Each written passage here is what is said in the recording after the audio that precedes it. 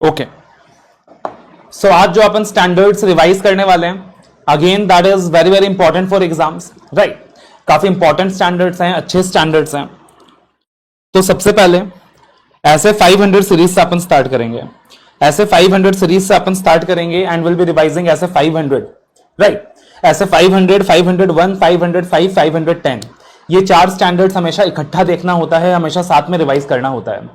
तो अगर हम बात करें सबसे पहले ऐसे 500, that is we have the standard on audit evidence. अब अगर हम बात करें सर ऑडिट एविडेंस के बारे में, तो ऑडिट एविडेंस क्या होता है और ऑडिट एविडेंस का जो बेसिक सोर्स है वो कहां से आता है। तो ऑडिट एविडेंस का मतलब क्या होता है, बहुत सिंपल सी चीज है। देखो, एक बार आप मुझे ऑडिट प्रोसेस रिकॉल करके बता सकते हो कि आपका ऑडिट प्रोसेस क्या था।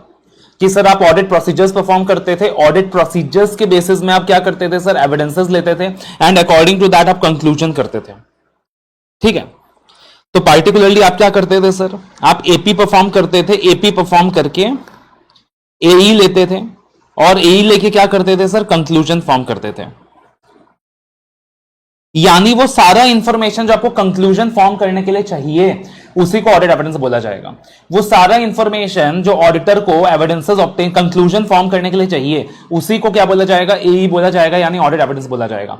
अब एक चीज याद रखना, भले ही ऐसे 500 स्टैंडर्ड है ऑडिट एविडेंस का, बट ऐसे 500 ये बात नहीं बोलता है कि ऑडिटर को ऑडिट एविडेंस लेनी है। क्या बात कर रहे हो सर जी, ऐसे 500 स्टैंडर्ड है ऑडिट एविडेंस का, मगर ऐसे 500 ये बात नहीं बोलता है कि ऑडिटर को ऑडिट एविडेंस लेना है।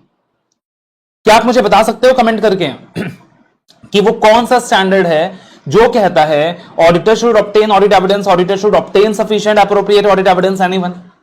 अगर आप मुझे कमेंट करके बता सको कि वो कौन सा स्टैंडर्ड है जो कहता है that auditor should obtain sufficient and appropriate audit evidence. So that is asset 200। Asset 200 कहता है that auditor should obtain sufficient appropriate audit evidence. ऐसे 500 बेसिकली एक्सप्लेन करता है कि ऑडिट एविडेंस होता क्या है और आप ऑडिट एविडेंस कैसे ले सकते हो, कौन सा एविडेंसेस ज्यादा रिलायबल है कौन सा एविडेंसेस कम रिलायबल है। तो ये सारी चीजें हम ऐसे 500 एक्सप्लेन करके चलता है। तो सबसे पहले ऑडिटर को साई ऑब्टेन करना है, यानी सफिशिएंट एप्रोप्रिएट ऑडिट एविडेंस लेना है, ये बात लिखी है ऐसे 200 में, रेड विद ऐसे 500। जब हम कहते हैं सफिशिएंट, इसका मतलब होता है क्वांटिटी ऑफ ऑडिट एविडेंस। जब हम कहते हैं एप्रोप्रिएटनेस, इसका मतलब होता है साहब क्वालिटी ऑफ ऑडिट एविडेंस, ठीक है। अब ऑडिट प्रोसीजर्स, कौन कौन से ऑडिट प्रोसीजर्स परफॉर्म करने होते हैं अपने को मेनली, तो ऑडिट प्रोसीजर्स का डिस्कशन ऑलरेडी अपन ने ऐसे 315 और 330 में किया है और सेम चीज ऐसे 500 में भी रेप्लिकेट की हुई है। तो ऑडिट प्रोसीजर्स की जब हम बात करते थे तो ऐसे 315 330 में क्या पढ़ते थे अपन कि सबसे पहले अपन रैप करेंगे, फिर अपन फैप करेंगे। रैप मतलब रिस्क असेसमेंट प्रोसीजर्स परफॉर्म करेंगे और फैप मतलब फर्दर ऑडिट प्रोसीजर्स परफॉर्म करेंगे। और फर्दर ऑडिट प्रोसीजर्स परफॉर्म करते वक्त अपन टीओसी यानी टेस्ट ऑफ कंट्रोल्स परफॉर्म करेंगे और टेस्ट ऑफ कंट्रोल्स के साथ साथ सब्सटेंटिव प्रोसीजर्स परफॉर्म करेंगे और सब्सटेंटिव प्रोसीजर्स के अंदर अपन टेस्ट ऑफ डिटेल्स परफॉर्म करेंगे और एनालिटिकल प्रोसीजर्स परफॉर्म करेंगे। तो ये चीज अपन बहुत बार डिस्कस कर चुके हैं।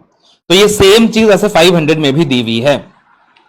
बट स्पेसिफिकली अगर ऐसे 500 में बात की जाए कि what are the methods to obtain audit evidences या फिर what are the procedures to obtain audit evidences, अगर स्पेसिफिकली बात की जाए तो आप एग्जाम में रैप और फैप लिख के नहीं आओगे। आप एग्जाम में रैप और फैप लिख के नहीं आओगे, यहां पे ऑडिट एविडेंस लेने की कुछ टेक्निक्स दी हुई है, आप इन टेक्निक्स के बारे में लिख के आओगे, ठीक है।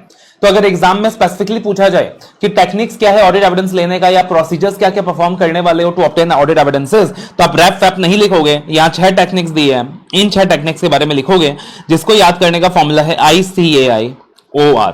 कैसे याद करोगे, ICAI-OR मतलब I for inspection, I for inspection कि सबसे पहले आप क्या करने वाले हो सर, इंस्पेक्शन करने वाले हो। आई साहब क्या करने वाले हो सर, इंस्पेक्शन करने वाले हो। सी साहब क्या करने वाले हो सर, सी साहब क्या करने वाले हो, कैलकुलेशंस करने वाले हो, कैलकुलेशंस को रीचेक करने वाले हो। ए से आप क्या करने वाले हो सर, एनालिटिकल प्रोसीजर्स परफॉर्म करने वाले हो, यानी ऐसे 520। फिर आई साहब क्या करने वाले हो, आप आई से इंक्वायरी एंड कंफर्मेशन लेने वाले हो। और फिर पार्टिकुलरली आप क्या करने वाले हो सर, OR यानी O फॉर ऑब्जर्वेशन करने वाले हो और R से री परफॉर्मेंस करने वाले हो। तो कुल मिला के ये 6 टेक्निक्स है जिसके बारे में ऐसे 500 में दी हुई है। तो इन्हीं 6 टेक्निक्स के बारे में आपने लिख के चलना है।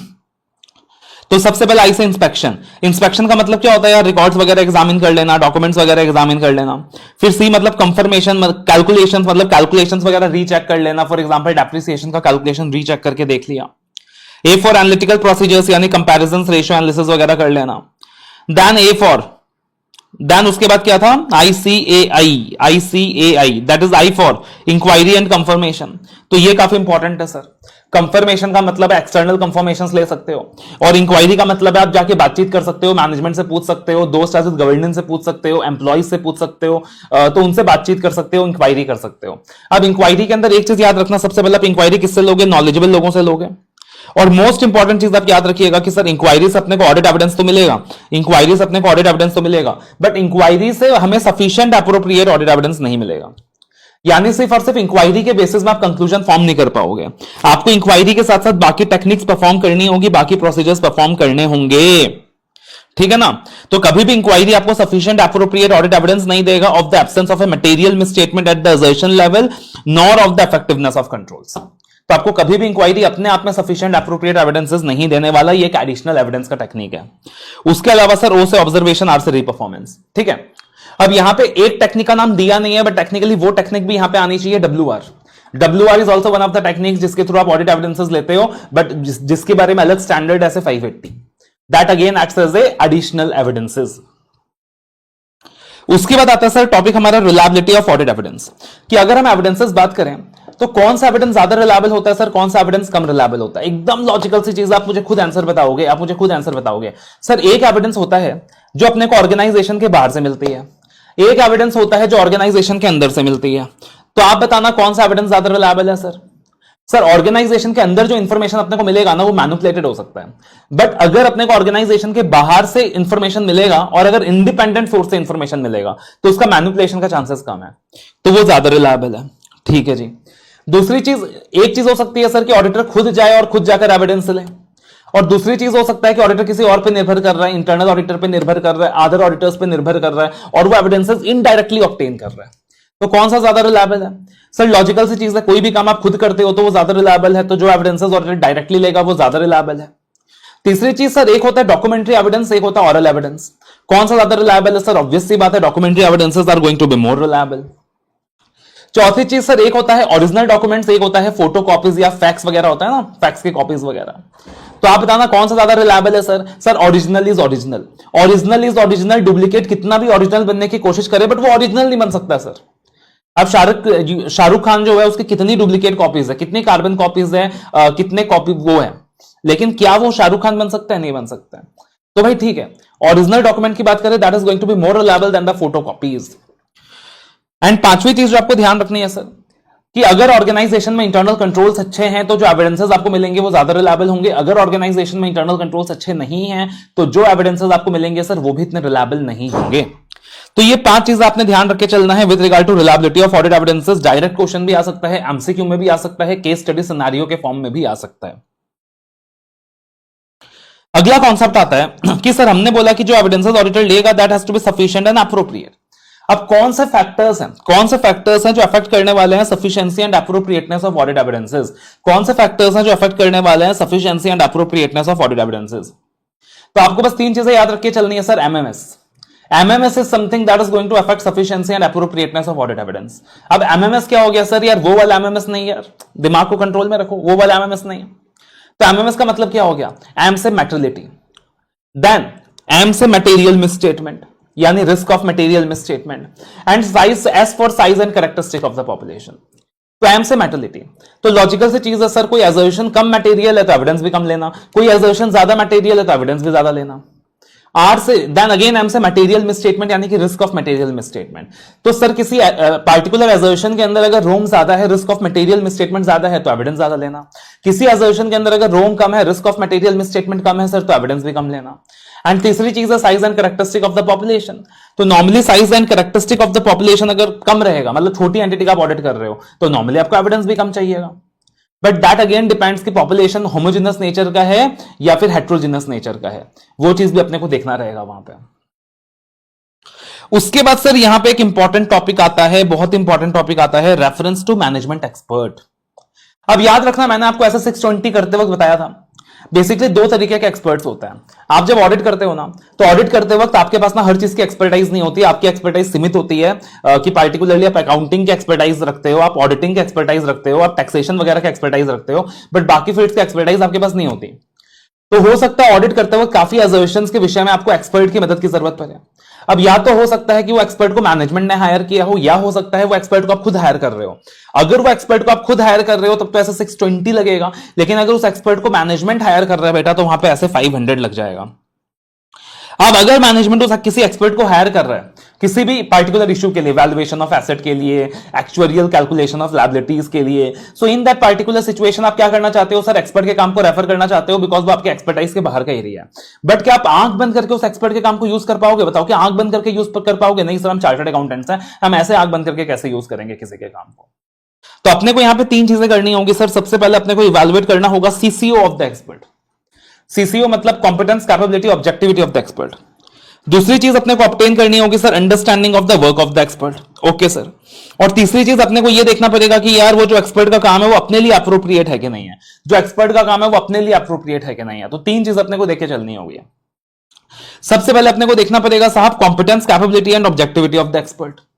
तो इससे अलग क्वेश्चन भी आ सकता है कि देखोगे कैसे competence, capability and objectivity of the expert. तो कॉम्पिटेंस, कैपेबिलिटी, ऑब्जेक्टिविटी। ऑब्जेक्टिविटी का मतलब क्या होता है सर? ऑब्जेक्टिविटी का मतलब क्या होता है सर? इंडिपेंडेंस। ऑब्जेक्टिविटी का मतलब क्या होता है सर? इंडिपेंडेंस। तो देखना आपको इसी से 2 पॉइंट मिल जाएंगे। देखना आपको इसी से 2 पॉइंट मिल जाएंगे। आप ये देख लेना कि whether the expert is independent with respect to entity, और आप ये देख लेना कि वो जो एक्सपर्ट है वो घर वाला है या बाहर वाला है। मतलब एक्सपर्ट को एंटिटी ने एम्प्लॉय किया है या फिर एंटिटी एक थर्ड पार्टी है, मतलब वो जो एक्सपर्ट है वो थर्ड पार्टी है। अगर वो एक्सपर्ट एंटिटी का एम्प्लॉय है तो डेफिनेटली इंडिपेंडेंस वहां पे इफेक्ट हो सकता है, बट अगर वो एक इंडिपेंडेंट थर्ड पार्टी है तो chances of independence are higher. तो 2 पॉइंट तो इंडिपेंडेंस के हो गए। फिर उसके बाद आपको क्या देखना है सर? Capability and competence. अभी आपको बचे हुए 2 पॉइंट से मिल जाएगा। तो आप क्या देख लो, पार्टिकुलरली आपका कोई प्रीवियस एक्सपीरियंस है क्या उस एक्सपर्ट के वर्क का? You know you have whether you have relied the work of the expert before. And दूसरी चीज आप देख लो एक्सपर्ट का नॉलेज कितना है, उसकी क्वालिफिकेशन क्या है, उसकी डिग्री क्या है, ये सारी चीजें देख के चल लो। उसके बाद आपने क्या करना है sir? Understanding of expert work लेना है। तो आपने देखना है, अंडरस्टैंडिंग लेनी है कि ऑडिटर के पास पार्टिकुलरली आपने क्या करना है सर? अंडरस्टैंडिंग लेना है वर्क ऑफ द एक्सपर्ट। सबसे पहली चीज आपने ये अंडरस्टैंडिंग लेनी है कि क्या आपके पास वो एक्सपर्टाइज है कि आप एक्सपर्ट के वर्क को इवैल्यूएट कर सकते हो।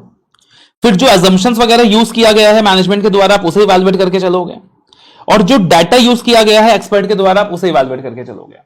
तो जो भी अजम्पशंस वगैरह यूज किया गया सर, यहाँ एक्सपर्ट होगा, जो भी एक्सपर्ट अजम्पशंस वगैरह यूज किया गया एक्सपर्ट के द्वारा आप उसे इवैल्यूएट करके चलोगे, और जो भी डाटा वगैरह यूज किया गया उसे इवैल्यूएट करके चलोगे। अब यहाँ पे ये सी वाला पॉइंट इंपॉर्टेंट है, ए और सी वाला पॉइंट इंपॉर्टेंट है बेटा, बी वाला पॉइंट से चांसेस आने का कम है। Evaluate the appropriateness of expert work. Evaluate the appropriateness of expert work कि जो एक्सपर्ट का काम है वो आपके लिए एप्रोप्रिएट है कि नहीं है, जो एक्सपर्ट का काम है वो आपके लिए एप्रोप्रिएट है कि नहीं है, ठीक है ना। तो इन दैट सिचुएशन आप क्या करोगे बेटा? आप आरएसएस से पूछोगे। आप किससे पूछोगे? आरएसएस से पूछोगे। आपको पता होगा कि पार्टिकुलरली मुंबई महाराष्ट्र के अंदर बहुत फेमस पॉलिटिकल एजेंसी है आरएसएस। तो पार्टिकुलरली आपने क्या करना है सर? जब appropriateness of expert work assess करना है तो अपने आरएसएस से पूछ के चलना है। किससे पूछ के चलना है सर? आरएसएस से पूछ के चलना है। आरएसएस मतलब क्या हो गया? आर से relevance and reasonableness of expert findings. आपने देखना है relevance and reasonableness of expert findings, कि एक्सपर्ट की फाइंडिंग्स रिजनेबल है कि नहीं, रेलिवेंट है कि नहीं। देन एस से आपने देखना है significant assumptions and methods used by the expert, कि जो भी सिग्निफिकेंट अजम्पशंस एंड मेथड्स वगैरह एक्सपर्ट ने यूज किया है वो बराबर है कि नहीं। एंड जो भी सोर्स डाटा, एस से सोर्स डाटा, जो भी सोर्स डाटा एक्सपर्ट ने यूज किया है वो रेलिवेंट है कि नहीं, कंप्लीट है कि नहीं, एक्यूरेट है कि नहीं। जो भी सोर्स डाटा एक्सपर्ट ने यूज किया सर वो रेलिवेंट है कि नहीं, कंप्लीट है कि नहीं, एक्यूरेट है कि नहीं। ये सारी चीजें आप देख के चलोगे। और अगर ऑडिटर ने एक्सपर्ट का काम आंख बंद करके यूज कर लिया, बिना एडिक्वेसी को एग्जामिन करके यूज कर लिया, इसका मतलब वो गिल्टी है, उसने नेग्लिजेंस दिखाई है वहां पे। उसके बाद अगला टॉपिक आता है एक्सपर्ट से ही related, factors affecting nature, time and extent of audit procedures adapted by an auditor in case of management expert. ठीक है जी। तो पार्टिकुलरली मैंने मैनेजमेंट एक्सपर्ट का काम यूज कर लिया। अब मैं किस हद तक मैनेजमेंट एक्सपर्ट का काम यूज कर सकता हूं वो पार्टिकुलरली किस पे डिपेंड करेगा। ठीक है जी। या फिर अगर मैंने मैनेजमेंट एक्सपर्ट का काम यूज कर लिया तो उसके बाद भी मुझे कितने ऑडिट प्रोसीजर्स परफॉर्म करने होंगे वो किस पे निर्भर करेगा। तो आप देख लो यार वो एक्सपर्ट इंडिपेंडेंट है कि नहीं, वो एक्सपर्ट कॉम्पिटेंट है कि नहीं। अगर वो एक्सपर्ट इंडिपेंडेंट है मतलब आप उसके काम में ज्यादा भरोसा कर सकते हो, आपको ऑडिट प्रोसीजर्स कम परफॉर्म करने होंगे। अगर वो एक्सपर्ट कॉम्पिटेंट है तो इसका मतलब आप उसके काम में ज्यादा भरोसा कर सकते हो, आपको प्रोसीजर्स कम परफॉर्म करने होंगे। आप ये देख लो कि आपको एक्सपर्टाइज है कि नहीं। अगर आपको एक्सपर्टाइज है ही नहीं तो आप क्या करोगे, आप तो एक्सपर्ट की बात मान के चलोगे। आप ये देख लो कि जिस मैटर पे आप एक्सपर्ट की राय ले रहे हो उसमें कितना कॉम्प्लेक्सिटी है, उसमें कितना रिस्क ऑफ मटेरियल मिसस्टेटमेंट है। अगर जिस पार्टिकुलर मुद्दे में आप एक्सपर्ट की राय ले रहे हो उसमें रोम बहुत ज्यादा है, उसमें कॉम्प्लेक्सिटी बहुत ज्यादा है, तो यू विल ऑलवेज प्रेफर कि आप खुद भी ऑडिट प्रोसीजर्स परफॉर्म करके चलो। तो ये सारी चीजें हैं, you can just remember any 4 to 5 points.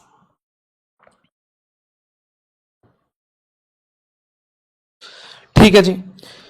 Then selecting items for testing to obtain audit evidences. अब अपने को अपने को क्या करना है सर, ऐसे 500 के हिसाब से ऑडिट एविडेंसेस ऑब्टेन करना है। ऑडिट एविडेंसेस ऑब्टेन करने के लिए आपने क्या करना है सर, टेस्टिंग करनी है। अब टेस्टिंग आप कितने आइटम्स का करोगे? बोला 3 तरीके हैं बेटा। एक तो आप 100% चेकिंग करके चलो, जो प्रैक्टिकली पॉसिबल नहीं होता। तो बोला एक तो पहला ऑप्शन नंबर 1 है कि आप 100% आइटम्स को टेस्ट करते हुए चलो। बोला टीओसी में तो 100% आइटम्स टेस्ट करना पॉसिबल ही नहीं है टेस्ट ऑफ कंट्रोल्स परफॉर्म करते वक्त। टेस्ट ऑफ डिटेल्स परफॉर्म करते वक्त कहीं कहीं आप क्या कर सकते हो सर, 100% पॉपुलेशन एग्जामिन कर सकते हो। फॉर एग्जाम्पल कुछ ही वाउचर्स हैं और लार्ज अमाउंट्स के हैं, तो सारा एग्जामिन कर लो यार, सारा कवर कर लो। फॉर एग्जाम्पल आपको कैश के घपलेबाजी में डाउट है, तो normally cash is one of the area कि आप प्रेफर करते हो पूरा 100% कैश वेरिफिकेशन कर लो, या फिर जो रिस्क है वो बहुत ज्यादा है।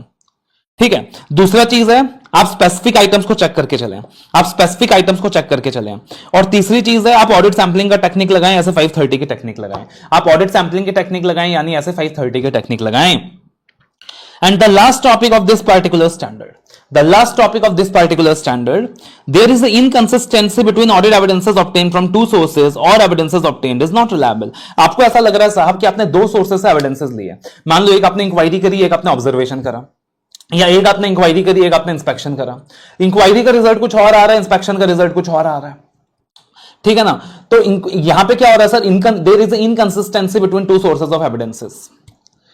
या फिर आपने मैनेजमेंट से डब्ल्यूआर लिया, आपने खुद भी ऑब्जर्वेशन भी किया, डब्ल्यूआर में मैनेजमेंट ने कुछ और कहा है, आपका ऑब्जर्वेशन कुछ और बता रहा है। इसका मतलब there is inconsistency between audit evidences obtained between 2 sources. तो इन दिस सिचुएशन आपके पास क्या ऑप्शन है, आप क्या करो सर, ओपिनियन को मॉडिफाई करके चलो। आप क्या करो सर, यहां पे ओपिनियन को मॉडिफाई करके चलो, कंसीडर करो कि अपने को मॉडिफिकेशन का जरूरत है कि एज पर ऐसे 705, एंड कंसीडर करो effect of this matter on the other aspects of your audit. Consider करो effect of this matter on the other aspects of your audit. तो ये हमारा सिंपल सा स्टैंडर्ड है, इसके 2 क्वेश्चन मैंने साथ साथ ही दे रखे हैं, आप एक बार रेफर कर लेना। एक क्वेश्चन जो मुझे बहुत प्यारा लगता है, राइट, तो ये पर्टिकुलर क्वेश्चन अपन साथ में देख लेते हैं। Auditor of A limited company has given a clean report on the financial statements on the basis of xerox copies of books of accounts, vouchers and other records which were taken away by the income tax department in search under section 132 of the income tax act। Comment. तो सबसे पहले sir यहां पे question किस चीज के बारे में है, किस मुद्दे के बारे में है, कमेंट करके बताना। बताओ भाई किस मुद्दे के बारे में क्वेश्चन है, कमेंट करके बताओ।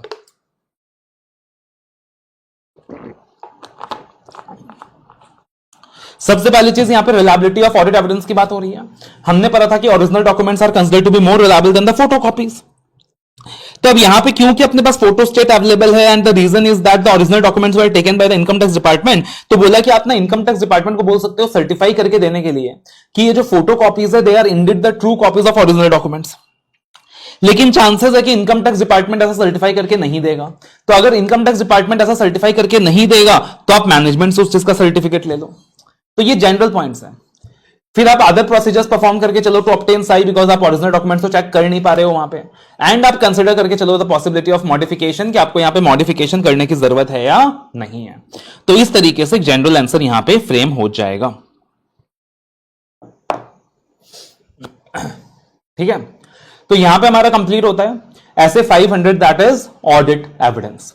आई बिलीव चीजें क्लियर हो गई होंगी कि ऐसे 500 में जो भी कुछ चाहिए वी हैव डिस्कस्ड।